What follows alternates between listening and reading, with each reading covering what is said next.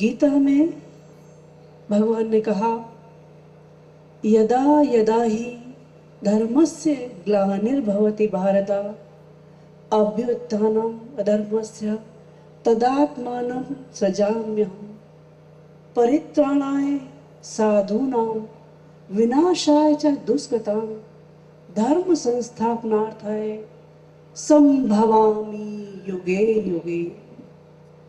जब कभी भी धर्म की हानि हुई है, इस सृष्टि पर अनाचार और अत्याचार बढ़े हैं, साधु संत पीड़ित हुए हैं, दुखी हुए हैं, तब धर्म की स्थापना के लिए, साधु संतों के रक्षण के लिए भगवान इस धरती पर आते रहे हैं। भगवान ने विभिन्न रूपों में हर युग में अवतार रूप में जन्म लिया। इस धरती पर बहुत सारे अपने अपने युग के अनुरूप अवतार हुए, जिनको अपने युग की समस्याओं का समाधान उस ढंग से करना पड़ा। लेकिन एक अवतार ऐसे रहे जिन्होंने अकेले ही सारे अवतारों का संयुक्त रूप निभाया। उस अवतार को हमने जीवन चलते फिरते इस धरती पर देखा है। भगवान मनु जब साधनारत थे, पास में उनका पानी से भरा हुआ कमंडल रखा हुआ था। तभी उसमें से एक धीमी सी आवाज आई। भगवान मनु ने चौंक के देखा, ये आवाज किसकी है? तो आवाज उनके कमंडल में से आ रही थी।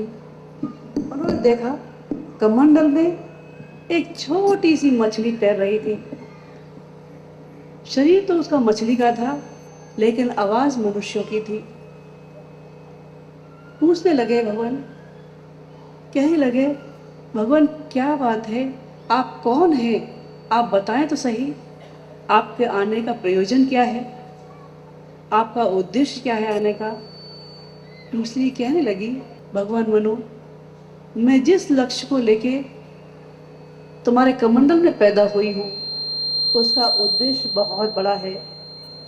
इस सृष्टि में बहुत जल्दी ही जल प्रलय होने वाली है, और भगवान ने मुझे इसलिए भेजा है कि मैं सारे मानव जाति के और इस सृष्टि के बीजों की रक्षा कर सकूं।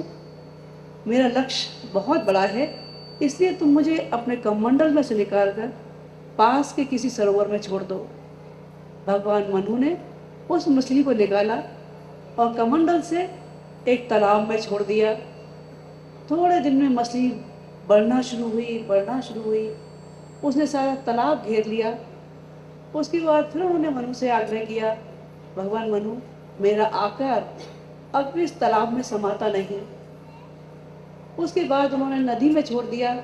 नदी से फिर वो मछली आगे बढ़ती बढ़ती समुद्र में चली गई। और कहते हैं, जब जल प्रलय हुई, नाव में बिठाकर अपने साथ मछली ले जाने लगी। सप्त ऋषियों की सारी स्थापनाएं और सुरक्षित उनको हिमालय पहुंचा दिया। उसके बाद सृष्टि का क्रम शुरू हुआ। ये मत्स्यावतार था। हमारे YouTube चैनल शांति कुंज वीडियो गायत्री परिवार को सब्सक्राइब करें एवं बेल आइकन जरूर दबाएं ताकि गायत्री परिवार की विभिन्न गतिविधियों की जानकारी आपको मिलती रहे।